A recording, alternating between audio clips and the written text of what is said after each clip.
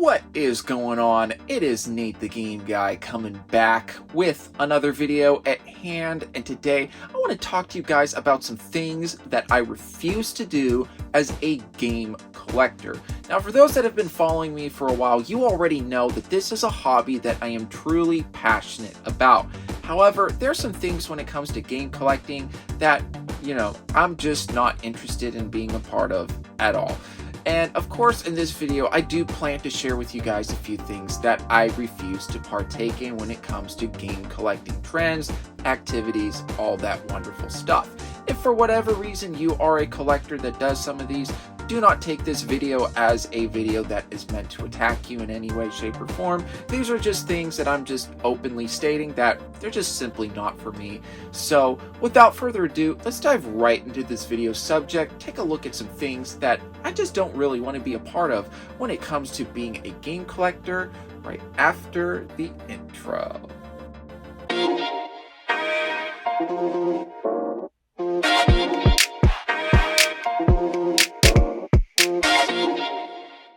Alright, so the first thing that I want to talk about when it comes to things that I refuse to do as a game collector is get graded games. So what exactly are graded games? Graded games are games that are essentially sent to an inspector or inspecting company such as Wata Games. They will take a look at the games, they will take a look at the condition and grade its authenticity or check its authenticity, right? And they will do is then put it into a protective case with your grade on it. And of course, that grade is better based on the condition. If it's worse, you get a lower grade. If it's in better shape, it gets a better grade. And it is essentially meant to just be sitting in its case with its grade on a shelf for you. And for me, that's just something that I don't find appealing at all when it comes to my game collection. Now, I do realize that no, I don't plan on playing every single game that I own in my collection. But of course, with my collecting goals, I want to have my games be accessible to at any time that if I want to take it off of a shelf, pop it in and play it, I can do so. And with graded games, that's just something that I just can't do with my personal game collection. I just don't like the idea of sending my games in to get graded, buying games that are graded. I just don't want anything to do with graded games in my collection. So yeah, when it comes to some of my collecting goals, that's just something that I do try to avoid whenever I can. Now, of course, that does remind me of another thing that I want to discuss about things that I refuse to do as a game collector, and that is not playing any of the games in my collection at all. So, for a lot of you guys that have been following me for a while, you should already know that I am a completionist. I try to complete as many console libraries as possible, meaning that yes, I will be picking up a lot of games that I'm not ever going to play.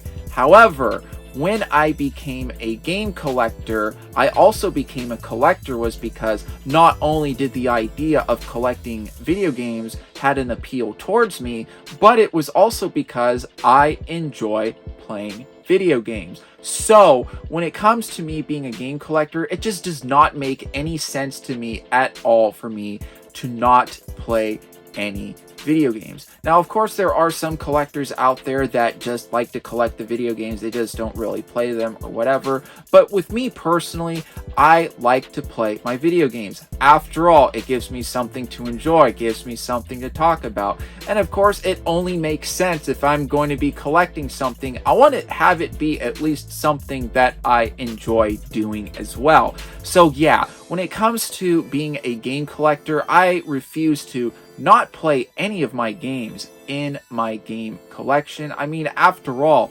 it just makes sense just to pop in a game from time to time or every day or so or whatever, right? Have myself a good time, right? I mean, after all, that's what video games are meant to be. Things for you to enjoy and have yourself a good time with. All right, now this is something that had to be brought up sooner or later in this video, and that is buying video games that are in worse condition simply because I cannot afford a copy that's in better condition. So what do I mean by this? I'm not talking about that, just because I can't afford, like, let's say, complete in-box Super Nintendo games, I'm only going to be buying loose games or whatever, right? Of course, what I mean instead is, let's say with this copy of Star Fox, right? Let's say I go to a flea market or I shop on eBay or whatever, and the label's being peeled off. There's a Blockbuster sticker right here. Somebody wrote their name right here. Somebody looked like they had like their dog like chew it like in their mouth. I mean, the thing is like a complete eyesore to look at. Now, of course, I get it. There are some really rare and expensive games out there, such as Clay Fighter's Director's Cut for the Nintendo 64, and of course, Burning Rangers for the Sega Saturn. Of course, my list can go on and on and on about some of the rare and expensive games. While I do realize for some collectors that, they may want to be able to buy a cheaper copy of said game just so they can still be able to play it on their console through a more authentic way of playing it. With me personally, if I can't afford a game that's like rare or expensive, I would rather just save my money and wait till the day that, hey, once I have an arm and a leg for Clay Fighter's Director's Cut, right, I can be able to buy myself a copy of that game without any issues. Now, of course, as I've mentioned, I understand that not everybody can afford some of these rare and expensive games, so sometimes, decisions have to be made if you are planning to add some of these games to your collection. But of course, with some of my collecting goals, I would just rather wait a little while until I can afford a better copy that's in better shape, all that wonderful stuff, and instead picking up something that is just clearly just not going to make me happy every time I walk by it and just give myself a sense of disdain when I'm looking at it. But yeah, I'd rather just save my money until, the opportunity presents itself to me one day. Now, of course, speaking about expensive games, that reminds me of another thing that I refuse to do with my game collection, and that is putting myself into debt.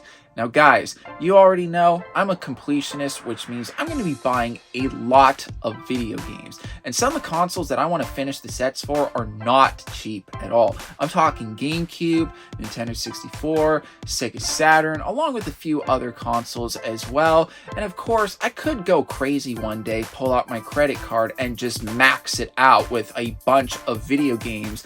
And I would literally put myself in a world of hurt just simply because, I would be spending way more than what I can afford. And let's face it, that's just not a good idea. Of course, I'm not a financial expert by any means, but of course, if you do use some common sense, it's clearly not a good idea to be buying a bunch of stuff that you just are not able to pay back. And that's just not just a video game issue, that's just a financial issue.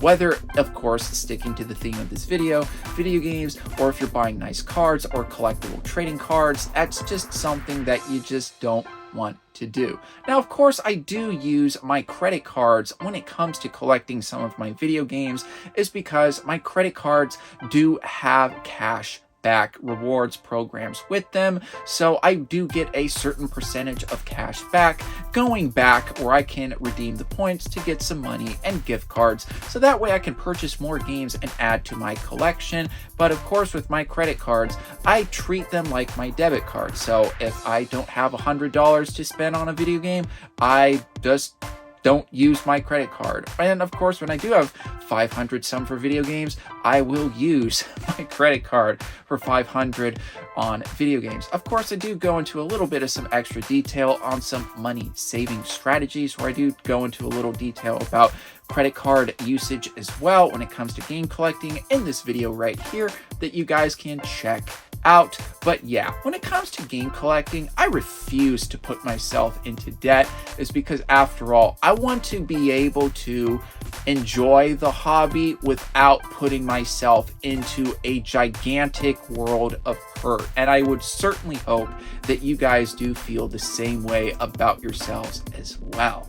Hey guys, thank you so much for checking out my video. Please be sure to check out these videos here, and here. After all, I post a lot of content when it comes to game collecting tips, and other video game related subjects. So be sure to keep an eye out every Monday and Friday where I upload consistently, and I'll be seeing you guys next time.